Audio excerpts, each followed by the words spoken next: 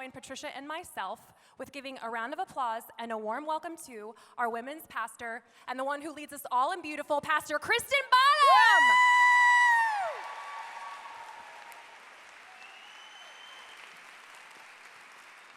Thank you. I'm so excited to be here. Anybody else have this like anxious anticipation about this weekend? Yes, me too. I do want to mention the two ladies that won. If you want to come up here and get your prize when I'm done, or actually probably now, we'll have the prizes come out in a minute and we'll get you your prizes. If you haven't figured out, the theme of the conference this year is He Is. Several of us were at a conference in August, and one of the speakers said, you know, it's okay, it's good to know about yourself, it's good to know how you're wired, what your Enneagram number is, all that stuff. That's okay, it's good, and I love that stuff. But we need to know who God is, because we're gonna fall short. We're not gonna be enough for what we're gonna walk into. And when she said that just resonated with so many of us. And as we were praying about this year and this conference, that was what we landed on, is that we need to focus on who God is, and we need to know who He is. And so that's what we came up with, where the He Is came. I love all the personality stuff. I love meeting people and them sharing kind of where they're at, the communication styles, the DISC, like I said, the Enneagram, whatever that is. I'm an 8. Who are my 8s? Give me a shout out, because it's a struggle. It's a struggle. I know what my strengths are, and I know what my weaknesses are. I can manage a lot of stuff. I can juggle a lot of things. I can lead. But then I can also be super chaotic. And I can just get in my head, and it's hard. It's like there's this inner turmoil going on that I have to deal with, and my husband has to deal with. So you can pray for him. And sometimes, you know, I don't know if you feel this way. It's like I'm just too much. I feel like sometimes it's just too much. And I think the enemy uses that to tell us stories and to set us up to believe things that are not true about ourselves. And at a point, you know, we come to the end of what our strengths are. And, you know, I can only bring what I can bring to a situation, right? I know me, and I know what I'm good at, and I know what, and sometimes I'm like, over and out. I can't do that. That's not my strength. That's not my thing. You know, we have limits. We have limits. And so, you know, we can't, a lot of times we go into a place where we're trying to avoid pain, or we're in a situation we're trying to figure out what to do. What do I do here? How do I fix this? How do I get out of this? How do I control this? And a few years ago, I learned in a really tangible way, I am in control of nothing. I mean, I knew that was a common message my whole life, but it was like there was a defining moment. Anyone have a defining moment where you're like, oh yes, me not in control. God is in control. I am not. And I wanted to be in control, and He was like, no, not going to be you. And I, you know, we have all sorts of feelings to work through in those moments and in those situations. And sometimes it's kind of a funny thing, and sometimes it's a really hard thing that we realize I am not in control, and I hope someone else is in control, because I am not. And 6 months ago, my dad had an accident, and this was the beginning of a very tough, hard loss for my family. And a few days in, I was sitting in the ICU waiting room, and this was a tangible example of God saying, Kristin, you're not enough. You don't have what it takes here. If you're building your life on your personality and your strengths and your wiring and what you bring to the table, you're going to fall short. So I'm sitting in the ICU waiting room, and that's when I met Amber. And, you know, in this room, all the families of people that they love, you know, of the loved ones that were in the unit are worried. They're dealing with their own chaos. And this girl is pitching a royal fit. She is just having a meltdown in the middle of this room. And I'm observing. I'm kind of a take it in, assess the situation, figure out a plan, fix it. That's my personality. So I'm watching this, and she is just mad as a hornet. She's in her pajamas from the night before. Her makeup's all over her face. Her clothes are in a Publix bag. She had an interruption in her life that brought her to that hospital, just like all of us. And I'm watching the whole room, and I'm thinking, I'm just getting mad. Anybody? I'm feeling this. Who does this girl think? Like, does she not see everyone here is hurting? Everyone here is in pain. Everyone here wants to not be here right now. And everything in me is rising up, and I am going to do something about it. And I don't think anybody in the room is going to be upset with me.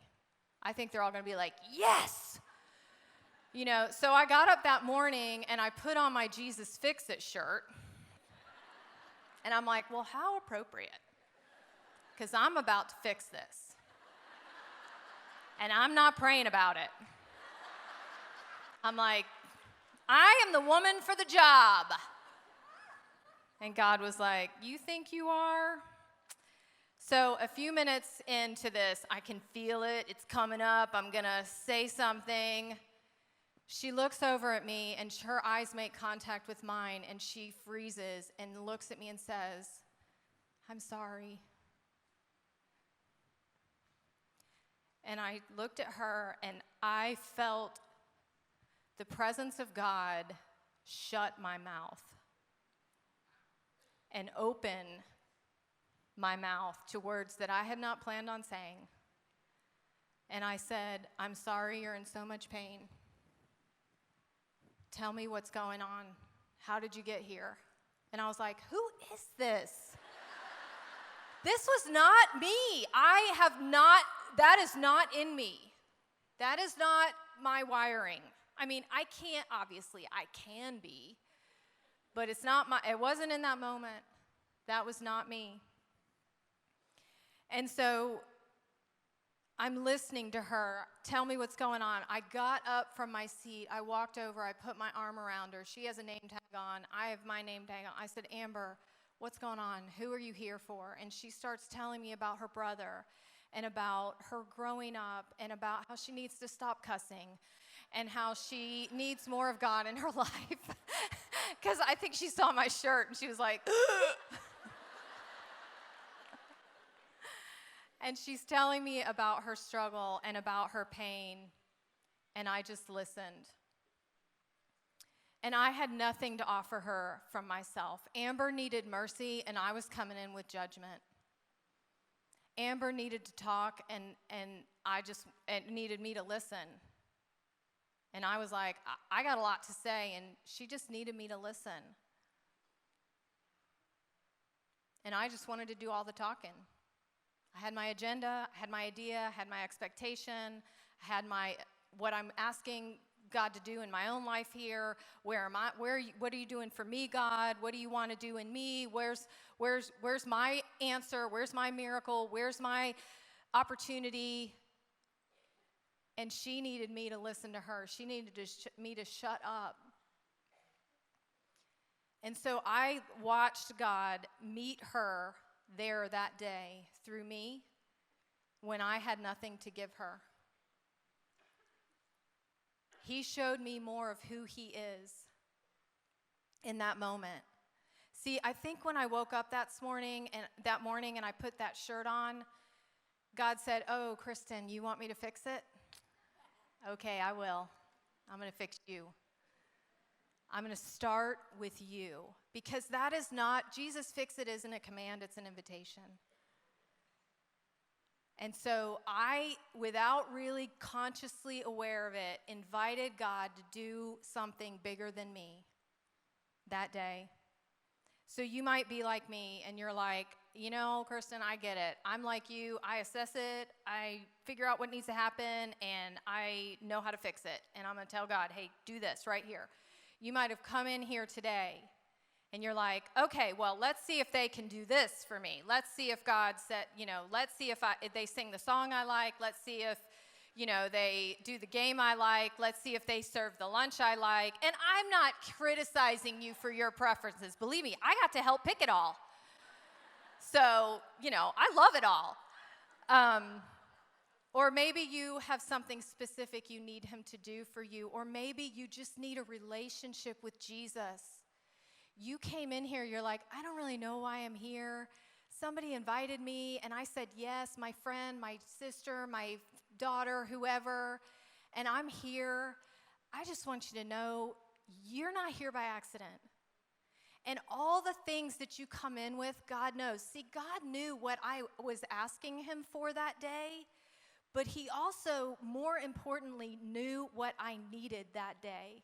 He knew that I would need to know him in a way that I did not know him before in order to walk into what I was about to face. And he knows that about you too. Zephaniah 3:17 says, "For the Lord your God is living among you. He is a mighty Savior. He will take delight in you with gladness. With his love, he will calm all your fears." He doesn't say you won't have them, but he will calm all your fears. He will rejoice over you with joyful songs. He knows what you need, and he is looking for your invitation. He is running to you. He is pursuing your attention. He is pursuing your affection. He never changes. He's not trying to figure things out. He's not going, I don't know if she's going to like that. He's not worried. He is enough. He is, period. Amen?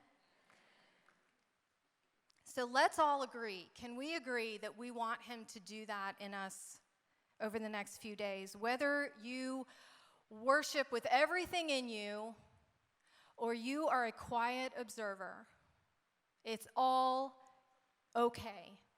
You don't have to be like anybody else in this room. You just get to be who God created you to be, because he's going to personally meet you where you are. He is a specific and personal God.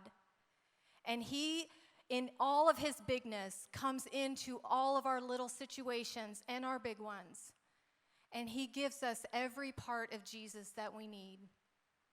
So I would love to, as we go into worship, think about, it might be through what someone says.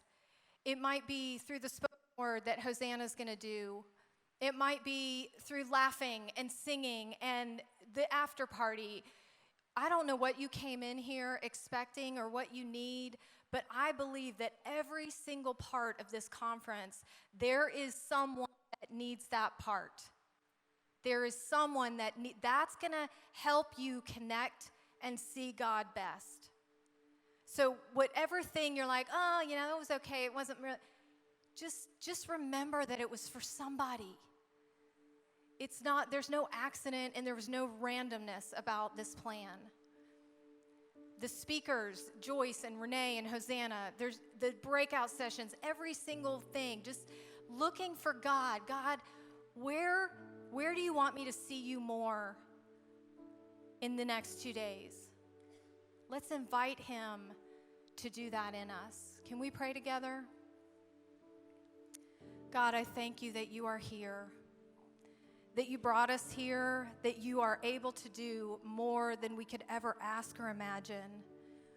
God, we lay down our expectations and our preferences, and we anticipate that you're going to show us who you are in very specific ways. God, we invite you to fix it. Fix our eyes on you. Let us see you. Fix our hearts on you. God, we want to connect with you today. Thank you.